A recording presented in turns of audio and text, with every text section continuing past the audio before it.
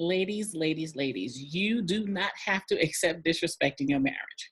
Point blank and the period. You do not have to accept your husband doing, saying, being places that he has no business being. Um, you don't have to accept it. This whole thing about how to deal with disrespect in your marriage.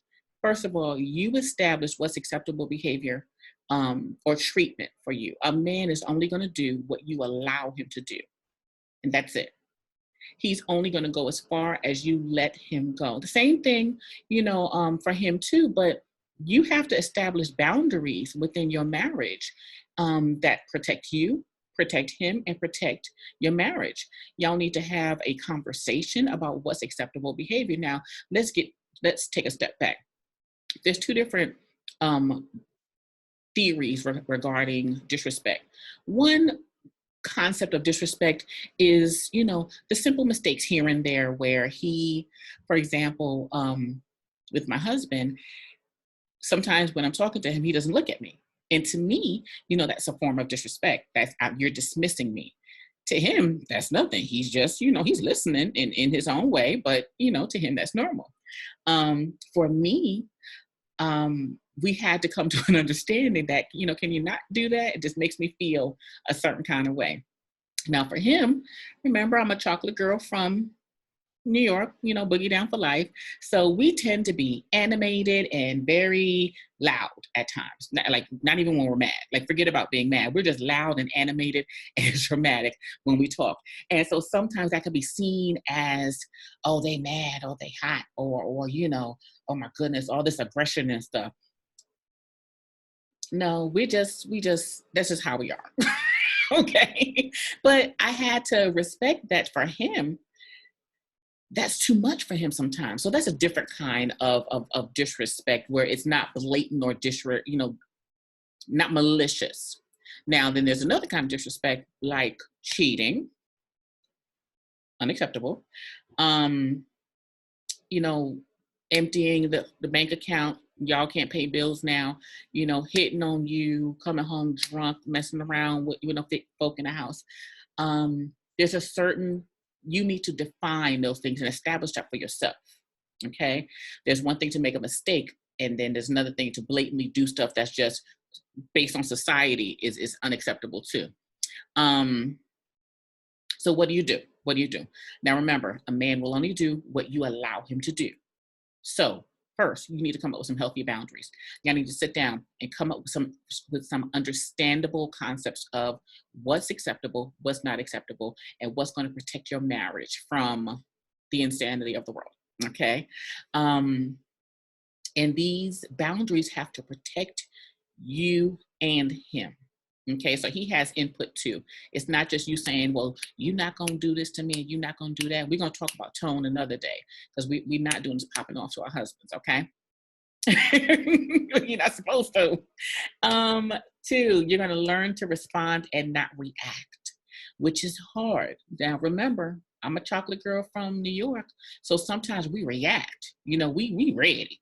They said what? Well, what we going to, who said it? Where they at? Sometimes we're just ready to react and we're not responding. They're separate. They have two different tones. They have two different energies behind them. So when you're responding to your husband, you don't want to react, because based on his level of maturity, he may use you reacting as an excuse to justify his behavior. He did something wrong, and now you popping off at him. And now he just wants to focus on the fact that you popping off instead of the fact that he did wrong. So I'm not saying that's an excuse, but I'm just saying you don't want to give him any more ammunition. Okay. So respond instead of reacting. And number three, hold him accountable.